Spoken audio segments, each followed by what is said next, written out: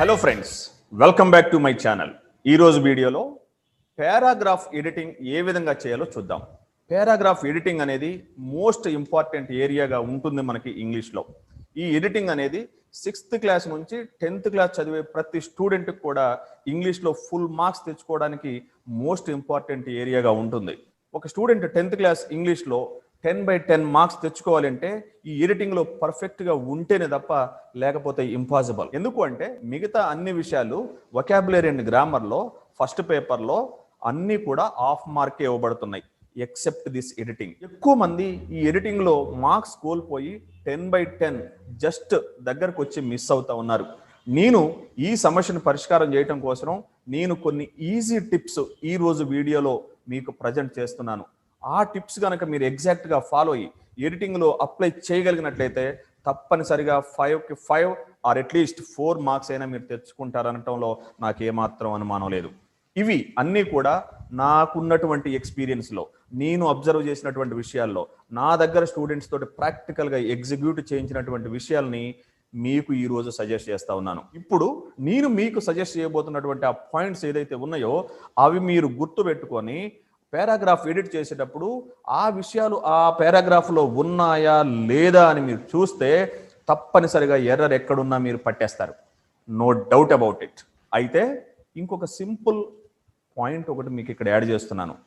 ఇంగ్లీష్లో ఈ 15 పాయింట్స్ ఎవరైతే సెర్చ్ చేసి పారాగ్రాఫ్ని ఎడిట్ చేస్తారో వాళ్ళైతే ఈజీగా ఐడెంటిఫై చేస్తారు. చాలామంది స్లో లెర్నర్స్, కొంచెం ఇంగ్లీష్ అంటే భయపడే వాళ్ళు ఈ ఎడిటింగ్ చేయటం మరి ఎలా, వాళ్ళు కూడా ఎన్నో కొన్ని మార్క్స్, కనీసం 3 మార్క్స్ అయినా తెచ్చుకోవడానికి ఒక పాసిబిలిటీ ఉంది.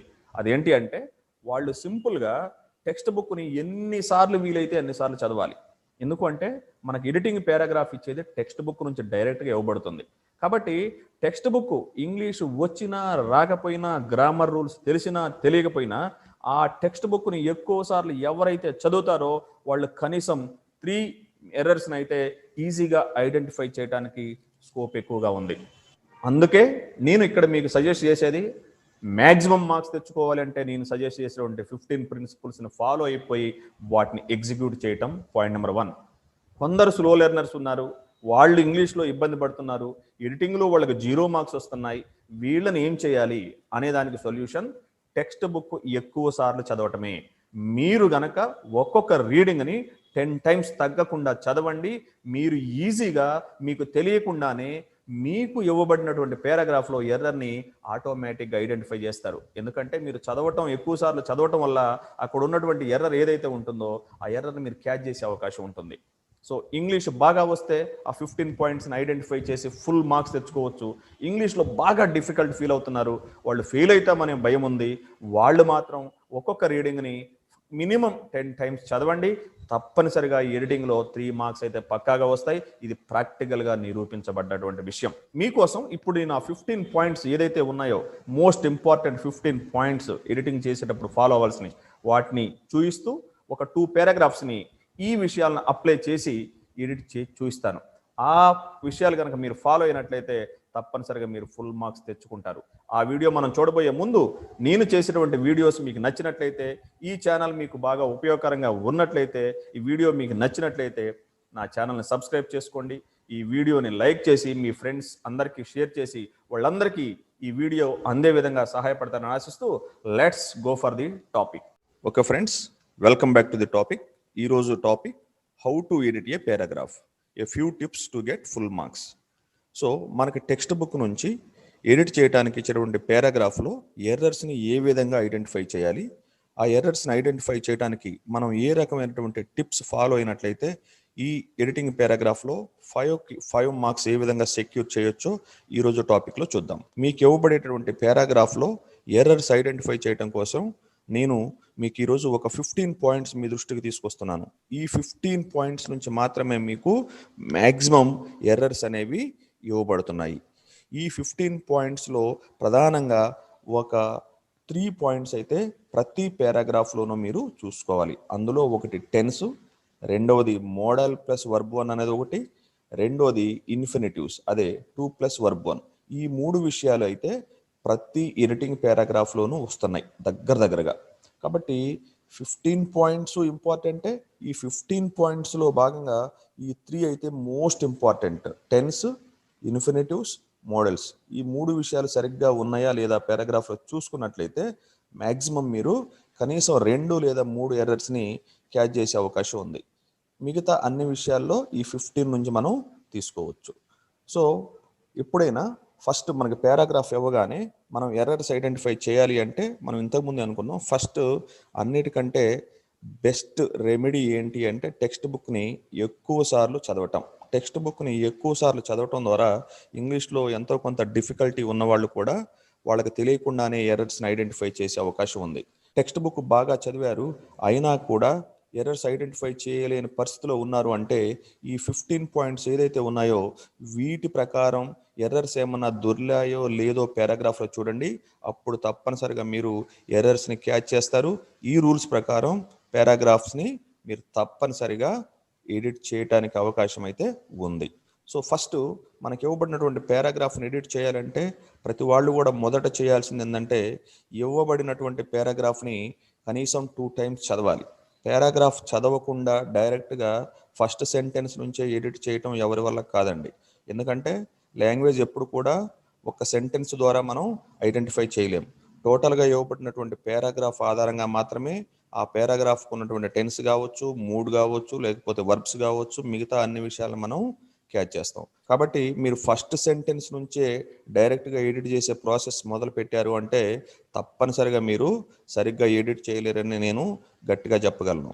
ఫస్ట్ పారాగ్రాఫ్ చదవగానే ముఖ్యంగా మీరు చేయాల్సింది ఏంటంటే ఆ పారాగ్రాఫ్ ఏ టెన్స్లో ఉందో ఐడెంటిఫై చేయాలి.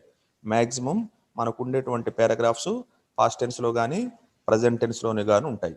పాస్ట్ టెన్స్లో పారాగ్రాఫ్ ఉందని ఎలా కనిపెడతారు?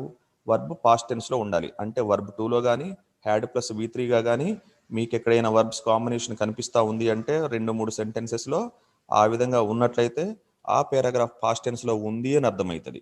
అలా ఉన్నప్పుడు మిగతా సెంటెన్సెస్లో కూడా ఆ పాస్ట్ టెన్స్ కంటిన్యూ అయిందా లేదా చూసుకోవాలి. ఒకవేళ ఎక్కడైనా డైరెక్ట్ స్పీచ్ ఉన్నట్లయితే ఆ పాస్ట్ టెన్స్ అనేది ఉండకపోవచ్చు. ఇన్వర్టెడ్ కామాస్లో ఉన్న పార్ట్ పాస్ట్ టెన్స్లో ఉండాలి అనే రూల్ ఏమీ ఉండదు. ఆ విషయం తప్ప మిగతా విషయాల్లో వర్బ్స్ అన్ని పాస్ట్ టెన్స్లో ఉన్నాయా లేదా చూసుకోండి. వర్బ్ వన్స్, హ్యాజ్, హ్యావ్ లేదా యామ్, ఈజ్, ఆర్ ఇట్లాంటివి కనిపిస్తున్నట్లయితే ఆ టెన్స్ ప్రజెంట్ టెన్స్లో ఉందని మనం అర్థం చేసుకోవచ్చు.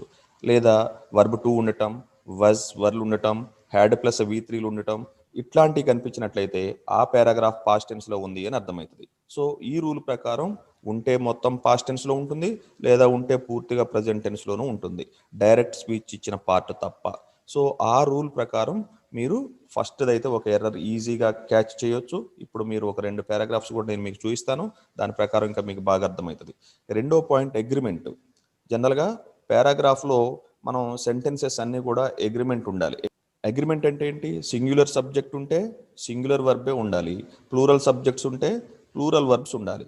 సో ఆ రకమైనటువంటి అగ్రిమెంట్ ఉందా లేదా అనే విషయం పైన కూడా మనకి ఎర్రర్ అనేది ఇవ్వబడుతుంటుంది. ఇక మూడవ ఇంపార్టెంట్ పాయింట్ ఇక్కడ మనం చూస్తుంది ఇన్ఫినిటివ్స్. ఇన్ఫినిటివ్స్ అంటే ఇక్కడ మనం ఏ ఏరియాని చూస్తున్న ఇన్ఫినిటివ్స్లో 2+ వర్బ్ అనేది తప్పనిసరిగా మనకి ఎగ్జామినేషన్లో వస్తూ ఉంది. 2 తర్వాత అంటూ వర్బ్ వస్తే అది 99% వర్బ్ 1 అయి ఉంటుంది.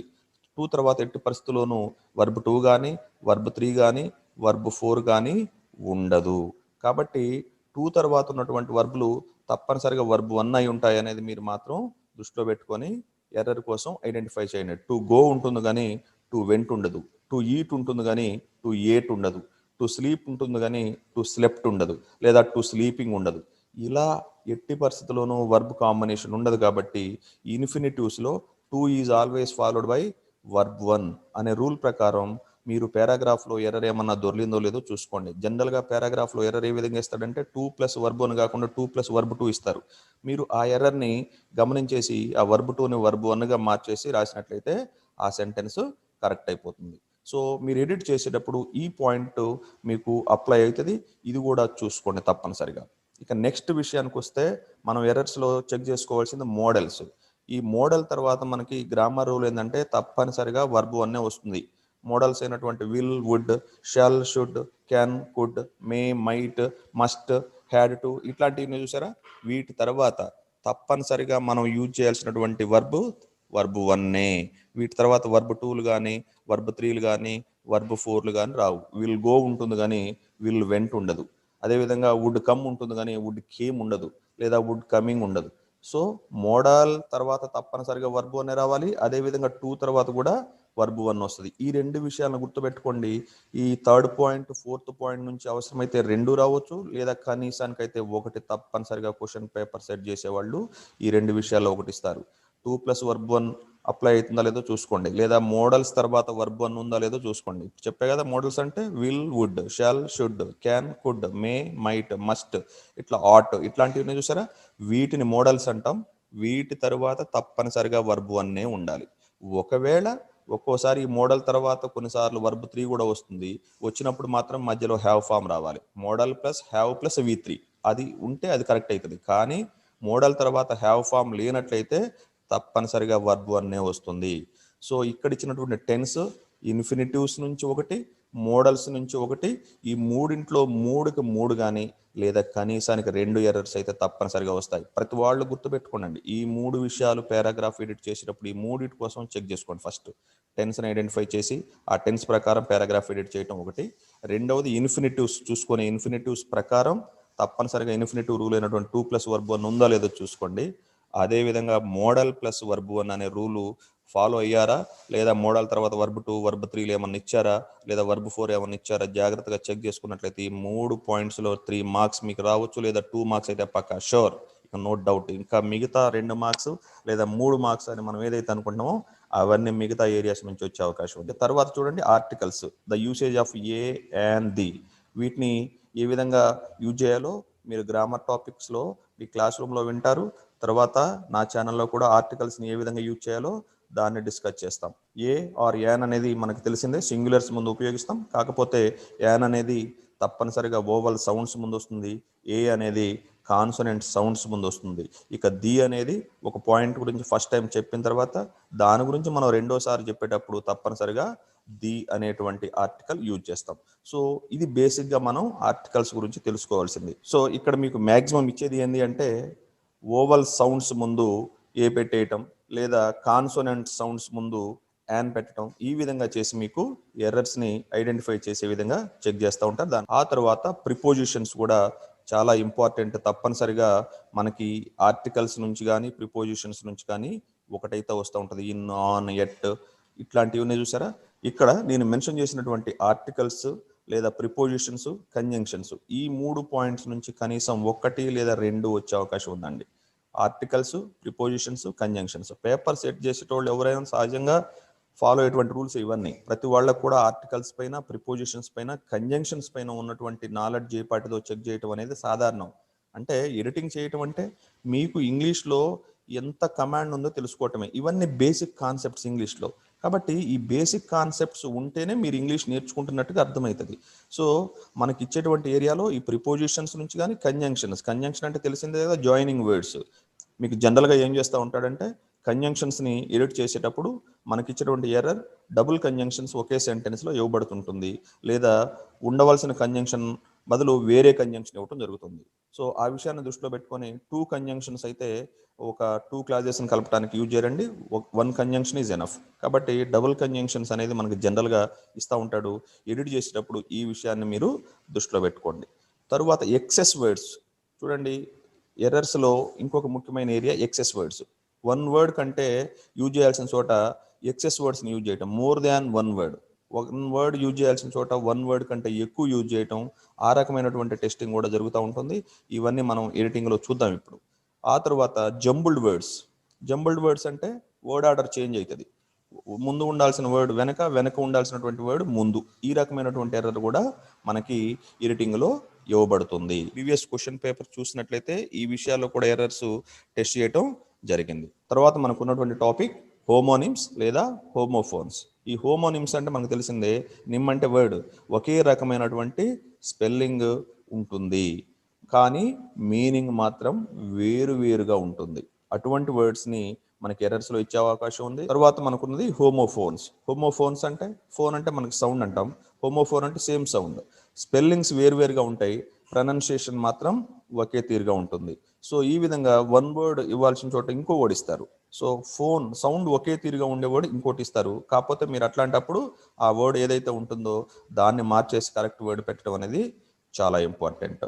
తర్వాత మనం ఎడిట్ చేసేటప్పుడు గ్రామర్లో ఫాలో అవ్వాల్సినటువంటి మరొక ఇంపార్టెంట్ థింగ్ ఏంటంటే ఈ వైల్ ప్లస్ వర్బ్ ఫోర్ అనేటువంటి గ్రామర్ పాయింట్ గుర్తుపెట్టుకోవాలి. వైల్ తర్వాత ఇప్పుడు కూడా ప్రజెంట్ పార్టిసిపల్ లేదా వర్బ్ ఫోర్ అనేది ఏదైతే ఉంటుందో అదే రాబడుతుంది తప్పితే వైల్ తర్వాత మరొక రకమైనటువంటి వర్బ్ రానే రాదు. అది గుర్తుపెట్టుకొని while is always followed by verb four అనేటువంటి ఒక పాయింట్ గుర్తుపెట్టుకొని మీరు ఎడిట్ చేయండి.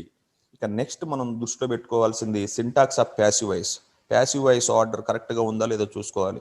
జనరల్గా ప్యాసివ్ వాయిస్ అంటే a be form is followed by verb 3, be form is followed by verb 3 ఉండాలి, కానీ వర్బ్ 2 కానీ వర్బ్ 1 కానీ లేకపోతే వర్బ్ 4 కానీ ఉండదు. Be form plus verb 3 passive వాయిస్కి. తప్పనిసరిగా ప్యాసివ్ వాయిస్ అంటే సబ్జెక్టు యాక్షన్ రిసీవర్ అయినప్పుడు వర్బ్ ఫామ్ జనరల్గా ఎలా ఉంటుందంటే be is always followed by verb 3. ఆ రూల్ ప్రకారం కూడా మనకు వర్బ్ 3 ఇవ్వకుండా వర్బ్ 2 ఇవ్వటం లేదా వర్బ్ 1 ఇవ్వటం బీ ఫామ్ తర్వాత చేస్తూ ఉంటారు. అలా ఇచ్చినట్లయితే అది ప్యాసివ్ వాయిస్ కాదు. అట్లాంటప్పుడు మీరు ఆ సెంటెన్స్ని ఎడిట్ చేసి బీ ఫామ్ ప్లస్ వర్బ్ 3గా మార్చుకోవటం. అదేవిధంగా రిపోర్టెడ్ స్పీచ్, ఈ రెండు విషయాల్లో కూడా మనకి యాక్టివ్ వాయిస్ ప్యాసివ్ వాయిస్ నుంచి లేదా రిపోర్టెడ్ స్పీచ్ యొక్క గ్రామర్ రూల్ ప్రకారం మీరు పారాగ్రాఫ్ని ఎడిట్ చేస్తారా లేదని చెక్ చేయడం కోసం ఈ రెండింటి నుంచి ఒకటి వచ్చే అవకాశం అయితే ఉందండి. సింటాక్స్ ఆఫ్ ప్యాసివ్ వాయిస్ లేదా syntax of reported speech. Reported speech యొక్క సింటాక్స్ ఏముంటుంది? First part reporting verb past టెన్స్లో ఉన్నట్లయితే కంజంక్షన్ తర్వాత వచ్చేటువంటి పార్ట్ కూడా పాస్ట్ టెన్స్లో ఉండాలి. రిపోర్టింగ్ వర్బ్ పాస్ట్ టెన్స్లో ఉంటే రిపోర్టింగ్ స్పీచ్ అంటే సెకండ్ పార్ట్ ఏదైతే ఉంటుందో అది కూడా పాస్ట్ టెన్స్లో ఉండాలి. ఇండైరెక్ట్ స్పీచ్లో అది తప్పనిసరిగా ఉండాలి. Past tense plus conjunction plus past tense లేదా present tense plus conjunction plus present tense. So ఈ రూల్ ఈ విధంగా రిపోర్టెడ్ స్పీచ్ని మనం జనరల్గా ఫాలో అవుతాం. కాబట్టి దాన్ని తప్పనిసరిగా అమలు చేస్తున్నామా లేదా చూడాలి. Indirect speech is always an assertive sentence. అంటే ఏంటి? ఇండైరెక్ట్ స్పీచ్లో ఎప్పుడు కూడా అసర్టివ్ సెంటెన్సే ఉంటుంది. ఏది? కంజంక్షన్ తర్వాత ఇండైరెక్ట్ స్పీచ్లో తప్పనిసరిగా సెంటెన్స్ సబ్జెక్ట్స్ తోటే స్టార్ట్ అవ్వాలి. ఇవన్నీ కంప్లీట్ గ్రామర్కి సంబంధించినవి అండి. ఒక చిన్న వీడియోలో ఇవన్నీ చెప్పడం సాధ్యం కాదు. అందుకే నేను బ్రీఫ్గా ఏ పాయింట్స్ మీకు వస్తాయని చెప్తున్నా. ఇప్పుడు రిపోర్టెడ్ స్పీచ్ నేను ఈ వీడియోలో మొత్తం చెప్పుకుంటూ కూర్చోలేను. అదేవిధంగా యాక్టివ్ వాయిస్ ప్యాసివ్ వాయిస్ ఈ వీడియోలో చెప్పుకుంటూ కూర్చోలేను. ఎందుకంటే అది మనం సాధ్యపడదు, గంటల తరబడి పడుతుంది. మ్యాక్సిమం ఒక 15-20 మినిట్స్లో ఇది క్లోజ్ చేయాలి. కాబట్టి నేను బ్రీఫ్గా ఏ ఏరియాస్ పైన మీరు ఫోకస్ పెట్టాలో మీ దృష్టికి తీసుకొస్తాను. అంతేగాని ప్రతిదీ నేను ఎక్స్ప్లెయిన్ చేసుకుంటూ కూర్చుంటే ఈ వీడియోలో చేయడం సాధ్యం కాదు. మీరు ఆ విషయాన్ని దృష్టిలో పెట్టుకోండి. తర్వాత right form of the word. మీరు పారాగ్రాఫ్లో ఇవ్వబడినటువంటి వర్డ్ పార్ట్ ఆఫ్ స్పీచ్ కరెక్ట్గా ఉండాలి. నౌన్ ఉండాల్సిన చోట వర్బ్ ఇవ్వటం, వర్బ్ ఉండాల్సిన చోట యాడ్ వర్బ్ లేదా ఎడ్జెక్టివ్ ఇవ్వటం చేస్తూ ఉంటారు. ఫర్ ఎగ్జాంపుల్ కలెక్ట్ ఉండవలసిన చోట కలెక్షన్ లేదా కలెక్టెడ్, కలెక్టివ్లీ ఈ విధంగా వర్డ్ రావచ్చు. సో దాన్ని మీరు సరిగ్గా ఎడిట్ చేసుకోవాలి. మీరు ఎడిట్ చేసేటప్పుడు part of speech of the word కూడా చూసుకోండి. జనరల్గా ఏం చేస్తారంటే నౌన్ ఉండాల్సిన చోట వర్బ్ ఫామ్ పెట్టడం, వర్బ్ ఉండాల్సిన చోట నౌన్ ఫామో లేదా ఎడ్జెక్టివ్ యాడ్ వర్బ్గా ఈ నాలుగిట్లో మారుస్తూ ఉంటారు. సో ఈ విషయాలను దృష్టిలో పెట్టుకొని ఇవ్వబడినటువంటి వర్డ్ సరైనటువంటి పార్ట్ ఆఫ్ స్పీచ్లో ఉందా లేదో చెక్ చేసుకోవడం చాలా ఇంపార్టెంట్. ఇవి మనకి జనరల్గా ఎగ్జామినేషన్లో ఏదో ఒక సందర్భంలో వస్తూనే ఉన్నాయి. ఇక ఫైనల్గా నేను మీ దృష్టికి తీసుకొచ్చేది రిలేటివ్ ప్రొనౌన్స్. అంటే రిలేటివ్ ప్రొనౌన్స్ హూ లేదా విచ్ అనేది మనం ఏదైతే సబ్జెక్ట్ గురించి రిలేటెడ్గా ఒక ప్రొనౌన్ వాడతామో పర్సన్స్ అయినట్లయితే హూ వాడాలి, థింగ్స్ అయినట్లయితే విచ్ వాడాలి అన్నటువంటిది మీరు ఈ ఫస్ట్ యూనిట్ ఏది యాటిట్యూడ్ ఈజ్ యాల్టిట్యూడ్లో కూడా ఈ టాపిక్ గురించి డీటెయిల్డ్గా డిస్కషన్ చేయడం అనేది జరుగుతుంది. సో అక్కడ మనం రిలేటివ్ ప్రొనౌన్స్ని ఏ విధంగా ఉపయోగించాలి, జనరల్గా హూ యూజ్ చేయాలన్నా విచ్ యూజ్ చేయాలన్నా, పర్సన్స్ అయినప్పుడు హూ ఉండాలి, థింగ్స్ అయినప్పుడు విచ్ ఉండాలి అన్నటువంటి రిలేటివ్ ప్రొనౌన్ ఏదైతే ఉంటుందో దాన్ని సరిగ్గా ఉపయోగిస్తున్నారా లేదా అనేది కూడా చెక్ చేస్తారు. సో ఇక్కడ ఈ విధంగా ఈ 15 పాయింట్స్ని మీరు పారాగ్రాఫ్ ఎడిట్ చేసేటప్పుడు గమనించుకోవాలి. ఈ పాయింట్స్ ప్రకారం ఎర్రర్స్ని వెతకాలి. ఎతికినట్లయితే తప్పనిసరిగా ఎర్రర్స్ మీకు గ్యారంటీగా దొరుకుతాయంటలో ఏమాత్రం అనుమానం లేదు. ఇప్పుడు మనం ఈ పాయింట్స్ని ఉపయోగించి 1 or 2 పారాగ్రాఫ్స్ అయితే ఎడిట్ చేసి చూద్దాం. చూడండి, ఇక్కడ ఒక పారాగ్రాఫ్ ఇవ్వబడింది విత్ 5 ఎర్రర్స్. ఈ పారాగ్రాఫ్లో మినిమం 5 ఎర్రర్స్ అయితే ఉన్నాయి. ఆ పారాగ్రాఫ్లో ఆ 5 ఎర్రర్స్ ఏదో మీరు ఐడెంటిఫై చేయాలి. ఇక్కడ చూడండి, ఫస్ట్ పారాగ్రాఫ్ చదువుదాం. When I am 13, I read a newspaper article about a disabled man who had managed to achieve great things and helped others, said Nick. I realized why God had made us like this, to give hope to others. It was so inspiration to me that I decided to use my life to encourage other people and give them the courage that the article had given me. I decided to be thankful to what I do have, not get angry about what I don't. I looked at myself in a mirror and said, you know what, the world is right, that I have no arms or legs, but they will never take away the beauty of my eyes. So this is the given paragraph. ఈ పారాగ్రాఫ్లోనైతే తప్పనిసరిగా 5 errors దొరికాయి. ఆ errors ఏ విషయాల్లో ఇవ్వబడ్డదో మీరు next paragraph దీన్ని నేను ఎర్రర్స్ని సరి చేసి ఇచ్చాను చూడండి. ఇప్పుడు మీకు ఇవ్వబడ్డటువంటి పారాగ్రాఫ్లో 5 ఎర్రర్స్ని నేను ఇక్కడ సరి చేసి ఇచ్చేసాను. సో అక్కడ వెన్ ఐ వాస్ 13 అనకుండా వెన్ ఐ ఆమ్ 13 అన్నాడు. మరి వెన్ ఐ ఆమ్ 13 అంటే రాంగ్ ఎలా అవుతుంది? తప్పనిసరిగా రాంగ్. ఎందుకంటే ఈ పారాగ్రాఫ్ పాస్ట్ టెన్స్లో ఉంది. పాస్ట్ టెన్స్లో ఉన్న పారాగ్రాఫ్కి నువ్వు ఇక్కడ ఏమని ఎలా యూజ్ చేస్తావు? సో ఒక పారాగ్రాఫ్ అంటూ కంప్లీట్గా పాస్ట్ టెన్స్లో ఉన్నప్పుడు మిగతా వర్బ్స్ కూడా అదే విధంగా పాస్ట్ టెన్స్లో కంటిన్యూ కావాలి, డైరెక్ట్ స్పీచ్లో ఉన్న పార్ట్ తప్ప. So now let us see ఈ పారాగ్రాఫ్ పాస్ట్ టెన్స్లో ఉందా ప్రజెంట్ టెన్స్లో ఉందో చూద్దాం. I read A news paper article, red అనేది పాస్ట్ టెన్స్. అదేవిధంగా had managed is the past perfect, ఇది కూడా పాస్ట్ టెన్సే. అండ్ హెల్ప్డ్ అదర్స్ ఇది కూడా పాస్ట్ ఫామే. అదేవిధంగా రియలైజ్డ్ పాస్ట్ టెన్స్లో ఉంది. హ్యాడ్ మేడ్ పాస్ట్ పర్ఫెక్ట్లో ఉంది. ఇట్ వాజ్ ఇక్కడ వాజ్ పాస్ట్ టెన్స్లో ఉంది. ఐ డిసైడెడ్ పాస్ట్ టెన్స్లో ఉంది. హ్యాడ్ గివెన్ ఇక్కడ హ్యాడ్ గివెన్ పాస్ట్ టెన్స్లో ఉంది. మళ్ళీ చూడండి ఇక్కడ డిసైడెడ్ పాస్ట్ టెన్స్లో ఉంది. అండ్ చూడండి లుక్డ్ పాస్ట్ టెన్స్లో ఉంది. చూడండి ఈ విధంగా ఈ పారాగ్రాఫ్లో ఉన్నటువంటి వర్బ్స్ మొత్తం కూడా పాస్ట్ టెన్స్లో ఇవ్వబడ్డాయి, ఒక డైరెక్ట్ స్పీచ్లో ఇచ్చినటువంటి పార్ట్స్ తప్ప. సో పారాగ్రాఫ్ పాస్ట్ టెన్స్లో ఉన్నప్పుడు మరి నువ్వు తప్పనిసరిగా మిగతా సెంటెన్సెస్ కూడా పాస్ట్ టెన్స్లో ఉండాలి కదా. సో ఇక్కడ మనకేమిచ్చాడు? వజ్ ఇవ్వకుండా యామ్ అనేది ఇచ్చాడు. యామ్ అనేది జనరల్గా మనం ఇక్కడ యూజ్ చేస్తాం, ప్రజెంట్ టెన్స్లో యూజ్ చేస్తాం. సో మనం ఇక్కడ ఎర్రర్ దొరికిందని మనకు అర్థమైపోయింది. ఈ పారాగ్రాఫ్లో వర్బ్స్ అన్ని పాస్ట్ టెన్స్లో ఉండి ఇక్కడ మాత్రం సబ్జెక్ట్ తర్వాత ప్రజెంట్ బీ ఫామ్ అయినటువంటి యామ్ అనేది ఇచ్చాడు. కానీ పాస్ట్ టెన్స్లో మనం యూజ్ చేయవలసినటువంటి బీ ఫామ్ వజ్ ఇక్కడ. So instead of yam we have to put here was. ఎందుకు?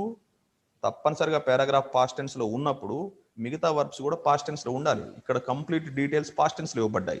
సో ఇక్కడ మాత్రం పాస్ట్ టెన్స్ లేదు, అందుకే ఆ యామ్ తీసేసి ఇక్కడ నేను వజ్ పెట్టాను. సో ఇది ఎర్రర్ ఈ విధంగా ఐడెంటిఫై చేయబడింది. మనం ఇంతకుముందు చెప్పుకున్నాం, తప్పనిసరిగా పారాగ్రాఫ్ ఏ టెన్స్లో ఉందో తెలుసుకోవడం చాలా ముఖ్యం. దానిపైన ఒక ఎర్రర్ అంటూ వస్తుంది. ఇక చూడండి ఇక్కడ రెండవ ఎర్రర్, టు గివ్. మనకి పారాగ్రాఫ్లో ఇవ్వబడినటువంటి పారాగ్రాఫ్లో టు తర్వాత గివ్ అనకుండా గేవ్ అని ఇవ్వబడింది. చూడండి కావాలంటే మళ్ళీ ఒకసారి, టు గివ్ అనేది ఉండాల్సినటువంటి కరెక్షన్. మరి ఇక్కడ చూడండి టు గేవ్. టు తర్వాత మనకి ఎప్పుడు కూడా వర్బ్ వన్నే రావాలి అనుకున్నాం, దాన్నే మనం ఇన్ఫినిటివ్ రూల్ అనుకున్నాం. To is always followed by verb one. To give అనేది ఇవ్వకుండా ఇక్కడ టు గేవ్ అనేది ఇచ్చాడు. సో ఆ రూల్ ప్రకారం ఇక్కడ ఎర్రర్ దొరికింది కాబట్టి మనం టు తర్వాత తప్పనిసరిగా వర్బ్ వన్నే వస్తుంది. కాబట్టి ఇప్పుడు మనం పారాగ్రాఫ్, ఇది వర్బ్ కాదు, ఇక్కడ ఇన్ఫినిటివ్స్ ఆర్ నాట్ ది వర్బ్స్ అయినప్పటికీ టు తర్వాత మనకి ఎప్పుడు కూడా వర్బ్ వన్నే వస్తుందనే రూల్ ఫాలో అయిపోయి మనం దీన్ని ఇక్కడ ఎడిట్ చేయడం జరిగింది. సో రెండవ పాయింట్ కూడా మనం, రెండవ ఎర్రర్ కూడా మనం క్యాచ్ చేసాం. మనం అనుకున్నటువంటి రూల్స్ ప్రకారమే ఇక్కడ కరెక్షన్ చేస్తాను. కావాలంటే చూడండి. తర్వాత చూడండి, it was so inspirational to me. మరి పారాగ్రాఫ్లో ఏమి ఇచ్చాడు? రైట్ పార్ట్ ఆఫ్ స్పీచ్ ఇవ్వలే, ఇన్స్పిరేషనల్ అనకుండా ఇన్స్పిరేషన్ అని ఇచ్చాడు. సో ఇక్కడ మనం యూజ్ చేయాల్సింది ఎడ్జెక్టివ్ ఫామ్, మరి అక్కడేమో నౌన్ ఫామ్ ఇచ్చాడు ఇన్స్పిరేషన్ అని. సో ఇన్స్పిరేషన్ కాదు, ఇన్స్పిరేషనల్ అంటే right form of the speech లేదా right form of the word తప్పనిసరిగా ఉండాలి. మరి ఆ రకమైనటువంటి ఎర్రర్స్ కూడా వస్తాయి అనుకున్నాం. సో ఆ రూల్ ప్రకారం ఇక్కడ ఒక ఎర్రర్ దొరికింది. ఈ పారాగ్రాఫే కాదు, కావాలి అంటే మీరు ఇంకా వేరే పారాగ్రాఫ్స్ ఏది చూసుకున్నా కానీ ఇటువంటి ఎర్రర్సే ఉంటాయి. నెక్స్ట్ చూడండి, to be thankful for what I do have. అక్కడేమన్నాడు? థ్యాంక్ఫుల్ తర్వాత మనకు రావాల్సినటువంటి ప్రిపోజిషన్ ఫర్, కానీ అక్కడేమన్నాడు? థ్యాంక్ఫుల్ టు అన్నాడు. సో సరైనటువంటి ప్రిపోజిషన్ వాడబడలేదు. ఇక next, myself in the mirror అనకుండా అక్కడ ఏ మిర్రర్ అన్నాడు. ఇక్కడ ఈ talking about a specific mirror he is using. So ఇక్కడ మనం యూజ్ చేయాల్సినటువంటి ఆర్టికల్ ఏ కాదు, ది. సో మనకి ఎర్రర్స్, ఒకటి టెన్స్ పైన ఇచ్చాడు, రెండవది ఇన్ఫినిటివ్ పైన ఇవ్వబడింది, మూడవది పార్ట్ ఆఫ్ స్పీచ్, మరి నాలుగవది ప్రిపోజిషన్స్ పైన ఇవ్వబడింది, ఐదో విషయం ఆర్టికల్స్ పైన ఇవ్వబడింది. సో ఇక్కడ ఈ ఎర్రర్స్ మ్యాక్సిమం మనకి పారాగ్రాఫ్లో 5 ఎర్రర్స్ మాత్రమే ఉంటాయి. మనం డిస్కస్ చేసుకున్నటువంటి 15 పాయింట్స్లో ఇక్కడ 5 పాయింట్స్ వచ్చాయి. సో మ్యాక్సిమం మనకి ఎర్రర్స్ అనేవి ఈ విధంగానే వస్తూ ఉంటాయి. 99% మీకు ఇచ్చేటువంటి ఎర్రర్స్ మనం ఇప్పుడు డిస్కస్ చేసుకున్నటువంటి పాయింట్స్ ఏదైతే ఉన్నాయో ఆ 15 నుంచే వస్తాయి. సో ఇంకో పారాగ్రాఫ్ చూద్దాం మనం ఎర్రర్స్ ఏ విధంగా ఇచ్చారో ఆ పారాగ్రాఫ్లో చూడండి. ఇక్కడ చూడండి మరొక paragraph with 5 errors. One day when I was in the 5th standard at the Rameswaram elementary school a new teacher coming to our class. I used to wear a cap which marked me as a Muslim and I always sat in the front row next to Ramnath Shastri, which wore the sacred thread. The new teacher could not stomach a Hindu priest's son sitting with a Muslim boy. In accordance with our social ranking, as the new teacher saw it, I asked to go and sit on the backbench. I felt very sad, and so did Ramnath Shastri. He looked utterly downcast, so I shifted to my seat in the last row. The image of him weeping when I shifted to the last row left lasting impression on me. So this is the given paragraph with the 5 errors. ఈ పారాగ్రాఫ్ని editing ఏ విధంగా చేయబడిందో చూడండి ఏ విషయాల్లో. ఇక్కడ చూడండి మళ్ళీ మనం paragraph కంపల్సరీగా వన్స్ ఆర్ ట్వైస్ చదువుకోవాలనుకున్నాం. ఎడిట్ చేసే ముందు చూస్తే ఈ పారాగ్రాఫ్ కూడా కంప్లీట్గా పాస్ట్ టెన్స్లో ఉంది. సో పాస్ట్ టెన్స్లో ఉన్నప్పుడు మిగతా వర్బ్స్ కూడా మనం పాస్ట్ టెన్స్లో ఉండాలి అనుకున్నాం. చూడండి when I was it is the past form. అదేవిధంగా ఇంకా ఎక్కడ చూసినా వర్బ్స్ అన్నీ కూడా పాస్ట్ టెన్స్. శాట్ పాస్ట్ టెన్స్లో ఉంది. ఆస్క్డ్, అదేవిధంగా ఫెల్ట్, డిడ్, లుక్డ్, షిఫ్టెడ్, ఇవన్నీ లెఫ్ట్, ఈ వర్బ్స్ అన్నీ కూడా పాస్ట్ టెన్స్లో ఉన్నాయి. మరి ఇక్కడ మాత్రం కేమ్ ఇవ్వకుండా పారాగ్రాఫ్లో కమింగ్ అనేది ఇచ్చాడు. సో పాస్ట్ టెన్స్లో మనం యూజ్ చేయాల్సినటువంటి verb to. A new teacher came, కానీ అక్కడ ఏ విధమైనటువంటి ఎర్రర్ ఇవ్వబడింది చూడండి, టీచర్ కమింగ్ అన్నాడు. సో అసలు ఇటువంటి వర్బ్ ఎలాగూ వాడబడదు ఏ టెన్స్లో కూడాను. వర్బ్ 4 అంటూ వాడాలంటే తప్పనిసరిగా హెల్పింగ్ వర్బ్ ఉండాల్సిందే, కానీ ఇక్కడ కేమ్ ఇవ్వాల్సిన చోట కమింగ్ పెట్టాడు. ఈ విధమైనటువంటి ఎర్రర్ టెన్స్లో దొరికింది. టెన్స్ పైన తప్పనిసరిగా ఒకటి వస్తుంది అనుకున్నాం. ఇక రెండో చూడండి, Ramanatha Sastri who wore the secret thread, relative pronoun person, ఇక్కడ రామనాథ శాస్త్రి. సో ఇక్కడ పర్సన్స్కి సంబంధించినటువంటి రిలేటివ్ ప్రనౌన్ మనం హూ యూజ్ చేస్తాం, నాట్ విచ్. కానీ అక్కడ మనకి ఇవ్వబడినటువంటి పారాగ్రాఫ్లో హూ ఉండాల్సిన చోట విచ్ అనేది వాడాడు. ఇక్కడ ఏదైనా థింగ్ ఉన్నట్లయితే మనం విచ్ పెడతాం, కానీ మనకి ఇచ్చినటువంటి పారాగ్రాఫ్లో విచ్ అనేది పెట్టించాడు. సో దాన్ని ఎడిట్ చేశాం. విచ్ కాదు ఉండాల్సింది హూ. ఇది రెండో పాయింట్, రిలేటివ్ ప్రనౌన్. ఇక చూడండి కుడ్ నాట్ స్టమక్డ్ అన్నాడు పారాగ్రాఫ్లో. స్టమక్ అనేది ఇక్కడ వర్బ్గా యూజ్ చేయడం జరిగింది. మరి మోడల్ తర్వాత మనం ఇంతకుముందు అనుకున్నాం model is always followed by verb 1. Stomach, మరి అక్కడేమన్నాడు స్టమక్డ్ అన్నాడు, పాస్ట్ ఫామ్లో ఇచ్చాడు. Models are always followed by verb 1. ఆ రూల్ ప్రకారం ఇక్కడ తప్పనిసరిగా ప్రజెంట్ ఫామ్లో ఉన్నటువంటి వర్బ్ని యూజ్ చేయాలి. ఇక్కడ కుడ్ అనేది ఆల్రెడీ పాస్ట్ టెన్స్లో ఉంది, పారాగ్రాఫ్ పాస్ట్ టెన్స్లో ఉంది కాబట్టి కెన్ పాస్ట్ ఫామ్ కుడ్. మరి మోడల్ తర్వాత తప్పనిసరిగా వర్బ్ 1 వస్తుంది కాబట్టి ఇది స్టమక్గా మనం సరి చేసుకోవాలి. తర్వాత చూడండి I was asked to go. చూడండి మరి వాజ్ ఆస్క్డ్ అంటే ఇక్కడ ఆల్రెడీ ఆస్క్డ్ పాస్ట్ టెన్స్ ఉంది కాబట్టి వాజ్ ఏంది అనుకుంటున్నారా? It is nothing but passive voice. Passive వాయిస్లో be form plus V3. Be form తర్వాత తప్పనిసరిగా వర్బ్ యొక్క థర్డ్ ఫామే రావాలి. కానీ మనకి ఏ విధంగా ఇవ్వబడిందాడా పారాగ్రాఫ్లో వాజ్ ఆస్క్డ్ అనకుండా ఓన్లీ ఆస్క్డ్ అనేది మాత్రమే వచ్చింది. చూడండి the new teacher I asked అంటే నేను అడిగానని. కానీ ఇక్కడ అడిగింది రామనాథ శాస్త్రి కాదు, రామనాథ శాస్త్రే అడగబడ్డాడు. ఏమని? వెనకాల బెంచ్లో వెళ్ళి కూర్చోబాబు అని చెప్పాడు teacher. So was asked passive voice. Subject receiver అయినప్పుడు బీ ఫామ్ ప్లస్ V3 ఉంటుంది. ఈ పారాగ్రాఫ్ పాస్ట్ టెన్స్లో ఉంది కాబట్టి నేను పాస్ట్ టెన్స్లో యూజ్ చేయాల్సినటువంటి బీ ఫామ్ వాజ్ యూజ్ చేశాను. Was plus V3 is a passive structure. So next point చూడండి, he looked utterly downcast as I shifted to my seat. కానీ ఇక్కడ కంజంక్షన్ యాజ్ ఉపయోగించకుండా మీకు ఇవ్వబడినటువంటి పారాగ్రాఫ్లో చూడండి ఏమి ఇచ్చాడు, యాజ్ ఐ ఇవ్వకుండా సో ఇచ్చాడు ఇక్కడ. సో రాంగ్ కంజంక్షన్ ఇవ్వబడింది. ఈ looked utterly down caste so I shifted to my last seat అన్నాడు. సో ఇక్కడ సో అనేటువంటి కంజంక్షన్ తప్పు. మనం యూజ్ చేయాల్సినటువంటి కరెక్ట్ కంజంక్షన్ యాజ్. సో ఈ విధంగా కంజంక్షన్లో ఒక ఏరియా ఇవ్వబడింది. సో ఇక్కడ మనం చూసినట్లయితే ఒక వర్బ్ రాంగ్గా ఇచ్చాడు, అదేవిధంగా రిలేటివ్ ప్రనౌన్ రాంగ్గా ఉంది. తర్వాత మోడల్స్ తర్వాత వర్బ్ 1 రావాలి, రాకుండా వర్బ్ 2 ఇచ్చేశాడు. అదేవిధంగా ప్యాసివ్ స్ట్రక్చర్ ఒకటి రాంగ్గా వచ్చింది, కంజంక్షన్ కూడా ఒకటి రాంగ్గా వచ్చింది. ఇంతకుముందు చూసిన పారాగ్రాఫ్లో 5 ఎర్రర్స్ ఉన్నాయి, ఈ పారాగ్రాఫ్లో కూడా 5 ఎర్రర్స్ ఉన్నాయి. మనం ఈ 2 పారాగ్రాఫ్స్ గమనించిన తర్వాత మనకు అర్థమయ్యే విషయం ఏంటి అంటే మ్యాక్సిమం ఎర్రర్స్ ఇప్పుడు మనం ఏదైతే 15 పాయింట్స్ చెప్పుకున్నామో ఆ 15 పాయింట్స్ నుంచే ఎర్రర్స్ అనేవి ఇవ్వబడుతున్నాయి. సో ఈ 15 పాయింట్స్ దృష్టిలో పెట్టుకొని మీరు ఎర్రర్స్ని అయితే ఈజీగా ఐడెంటిఫై చేయొచ్చు. తప్పనిసరిగా మీరు ఫుల్ మార్క్స్ తెచ్చుకోవడానికి అవకాశం ఉంది. ఇప్పుడు నేను చెప్పినటువంటి ఈ 15 పాయింట్స్ మళ్ళీ ఒకసారి మీరు చూసుకొని ఎప్పుడైనా ఎగ్జామ్కి వెళ్ళే ముందు ఆ 15 పాయింట్స్ చూసుకొని మీరు వెళ్ళినట్లయితే తప్పనిసరిగా ఎర్రర్స్ని మీరు క్యాచ్ చేస్తారు. అదేవిధంగా మీరు టెక్స్ట్ బుక్ చదివేటప్పుడు ఇప్పుడు నేను చెప్పినటువంటి 15 పాయింట్స్ ఏదైతే ఉన్నాయో వాటి ప్రకారం మీరు పారాగ్రాఫ్స్ చూస్తూ ఉన్నట్లయితే మ్యాక్సిమం పారాగ్రాఫ్స్ అన్నీ కూడా ఆ విషయాల్లోనే ఇవ్వబడతాయి. ఆ విషయాలను మీరు ఫాలో అయిపోయి పారాగ్రాఫ్ ఎడిటింగ్లో కంప్లీట్ మార్క్స్ తెచ్చుకుంటారని ఆశిస్తూ I wish you all the best. We will meet in the next video.